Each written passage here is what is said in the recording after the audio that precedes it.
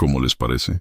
Yo solo observo y digo, un anuncio que sacudió a Colombia como un trueno en la madrugada. Oti Patiño, alto comisionado para la paz, reveló que 16 exintegrantes de las temidas Autodefensas Unidas de Colombia, un grupo armado que dejó un rastro sangriento en la historia del país, serán reconocidos como gestores de paz. La noticia cayó como una bomba, dividiendo opiniones, generando miedo y abriendo heridas que aún no han cicatrizado. Para muchos, la idea de ver a estos hombres, que alguna vez sembraron terror en veredas y ciudades, ahora convertidos en mediadores de reconciliación, resulta perturbadora y casi imposible de creer.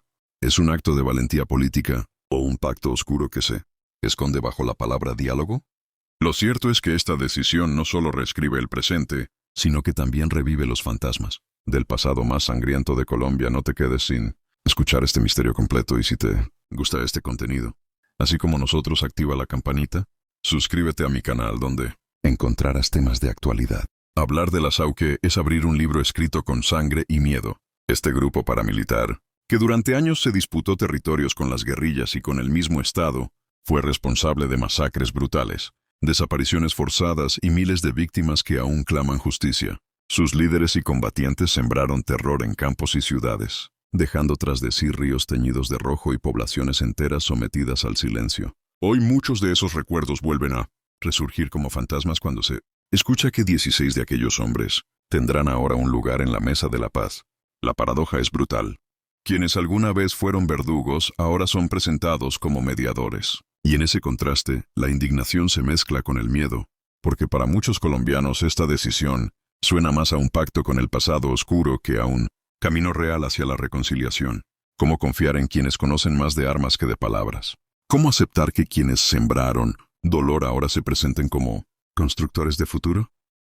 El anuncio de Oti Patiño fue transmitido en un video oficial, pero el mensaje dejó más sombras que certezas.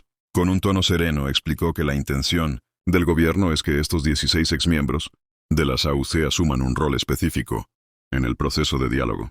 Palabras bonitas, envueltas en el lenguaje de la reconciliación, pero que en el trasfondo abren un mar de dudas inquietantes. ¿Qué significa exactamente ese rol? ¿Será un papel simbólico o tendrán poder real en las negociaciones? Patiño los presentó como piezas útiles para tender puentes, pero muchos percibieron el discurso como un velo que cubre intenciones más profundas, un disfraz político para justificar la presencia de hombres manchados de sangre en escenarios de poder. Lo perturbador es que no se trata de cualquier grupo, sino de antiguos paramilitares que conocen a la perfección las entrañas del conflicto y que, según algunos analistas, podrían manejar información sensible que los convierte en fichas demasiado peligrosas para ser ignoradas. Así, lo que se mostró como un acto de paz terminó despertando un misterio cargado de sospechas. Pero lo que más inquieta no es el anuncio, sino quiénes son esos 16 hombres. Nombres que no se revelan del todo, identidades que se mencionan a medias, como si el gobierno supiera que mostrar sus rostros sería abrir una caja de Pandora. Muchos de ellos estuvieron ligados a estructuras armadas que dominaron regiones enteras con mano de hierro, financiadas por el narcotráfico y respaldadas en silencio por sectores de poder.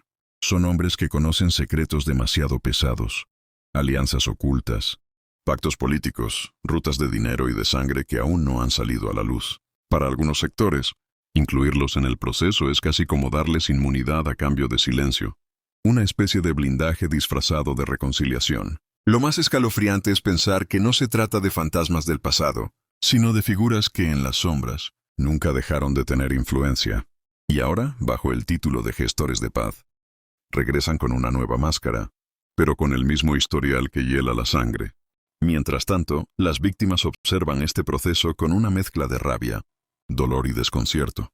Para quienes sobrevivieron a las masacres, para las familias que aún buscan a sus desaparecidos, escuchar que los exparamilitares serán llamados gestores de paz es como recibir una bofetada en plena cara. Muchos de ellos pasaron años testificando, relatando con lágrimas en los ojos los horrores que vivieron. Niños arrancados de sus hogares, comunidades enteras desplazadas, vidas reducidas a cenizas por la barbarie paramilitar. Y ahora, esas mismas manos que empuñaron fusiles y escribieron páginas de terror parecen ser premiadas con un nuevo rol dentro del gobierno. La paradoja es macabra. Mientras las víctimas siguen esperando verdad, reparación y justicia, Los verdugos se sientan en un escenario de poder político, bajo el disfraz de mediadores. Y la pregunta que late en el corazón de miles de colombianos es una sola. ¿Acaso la paz en Colombia se construirá sobre las ruinas de la memoria y el silencio de los muertos? Las dudas no tardaron en convertirse en sospechas de un pacto oculto. Analistas y opositores señalan que este movimiento del gobierno no es solo un gesto hacia la paz, sino una jugada estratégica con trasfondo oscuro. Detrás de la etiqueta de gestores de paz, podría esconderse un acuerdo silencioso. Garantizar beneficios judiciales, favores políticos o incluso impunidad disfrazada de reconciliación. Lo inquietante es que no hay claridad sobre los términos del proceso, ni sobre las verdaderas funciones de estos hombres. ¿Se limitarán a ser simples voceros? ¿O tendrán injerencia directa en decisiones clave?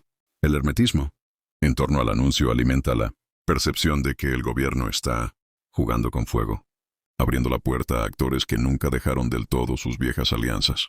Para muchos, este es un recordatorio de que en Colombia, la política y la violencia han estado tan entrelazadas que resulta imposible distinguir dónde termina el poder legítimo y dónde comienza la sombra de los pactos prohibidos. Y como era de esperarse, las teorías no tardaron en multiplicarse. En los pasillos del Congreso, en los cafés de los analistas y en las redes sociales se murmuran hipótesis que hielan la sangre.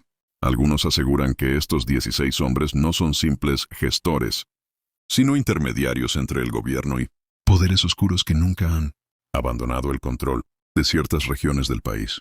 Otros van más allá, sugiriendo que se trata de una estrategia para reacomodar viejas estructuras criminales bajo un nuevo nombre, con el sello de la institucionalidad. También circulan versiones más siniestras, que entre estos exparamilitares hay quienes aún manejan redes de narcotráfico, sicariato y extorsión, pero ahora podrían operar con un escudo político. Lo perturbador es que ninguna de estas especulaciones ha sido desmentida de manera clara, lo que solo alimenta la sensación de que detrás del discurso de paz se esconde una maquinaria de secretos demasiado peligrosos para salir a la luz. Y mientras el país debate, el misterio crece como una sombra que lo cubre todo. Para las comunidades que alguna vez vivieron bajo el yugo paramilitar, esta noticia es como abrir una herida que nunca cerró. En pueblos donde las noches eran sinónimo de miedo y donde los nombres de los comandantes aún se susurran en voz baja, escuchar que viejos actores de la guerra regresan bajo un nuevo disfraz despierta un terror que parecía dormido. Los campesinos recuerdan las caravanas armadas que llegaban a sus veredas, las listas de personas que nunca volvieron, las amenazas pintadas en las paredes. Ahora, al enterarse de que algunos de aquellos hombres podrían tener protagonismo en la política de la paz, sienten que la historia se repite, como un ciclo perverso del que el país no puede escapar. En esas comunidades, el discurso de reconciliación suena lejano y falso. Lo que sienten es que los verdugos vuelven con traje nuevo, legitimados por el Estado y con más poder que nunca. Y esa sensación de vulnerabilidad revive el miedo colectivo. El miedo a que el monstruo que los devoró una vez regrese con otra cara, pero con los mismos colmillos. El silencio oficial resulta tan inquietante como el anuncio mismo. El gobierno insiste en que se trata de un paso hacia la reconciliación, pero evita responder a las preguntas más directas. ¿Quién seleccionó a estos 16 hombres? ¿Y qué garantías hay para las víctimas? ¿Y qué delitos quedarán bajo la sombra del olvido? La falta de claridad alimenta las sospechas de que detrás de este hermetismo se esconden acuerdos oscuros que nunca serán revelados a la opinión pública. En los comunicados, las palabras son medidas, frías, casi calculadas, como si cada frase estuviera diseñada para ocultar más de lo que revela. Y lo más perturbador es la sensación de que hay fuerzas invisibles dictando hasta dónde puede hablar el comisionado de paz. En este silencio, las dudas se convierten en certezas para muchos. Certezas de encubrimiento, de pactos bajo la mesa, de secretos que podrían sacudir los cimientos del poder si llegaran a conocerse. Y mientras la nación espera respuestas, lo único que se escucha es un eco sordo, el eco del miedo y la desconfianza. Así se cierra por ahora uno de los capítulos más inquietantes de la historia reciente de Colombia. Los nombres de B-King y DJ Regio Clown estremecieron a México. Pero aquí, los de estos 16 exparamilitares, convertidos en gestores de paz, estremecen a un país entero que aún carga las cicatrices de la violencia. Lo anunciado como un avance hacia la reconciliación se percibe más como un enigma, un pacto oscuro envuelto en discursos de esperanza. La paradoja es aterradora. Quienes alguna vez sembraron terror, Hoy son presentados como constructores de futuro. Y la pregunta que persigue a todos es la misma. ¿Qué precio tendrá este experimento político? Tal vez la paz, tan anhelada, se está edificando sobre cimientos podridos, sostenida por silencios obligados y acuerdos que jamás conocerán la luz pública. En las calles, en los campos, en los rincones donde aún se sienten las huellas del paramilitarismo, la noticia no suena a reconciliación, sino a advertencia, porque en Colombia, el pasado nunca muere, solo cambia de máscara. Y en esa sombra, el misterio sigue vivo, como una amenaza que se niega a desaparecer. Yo solo observo y digo, suscríbete a mi canal para más actualidad.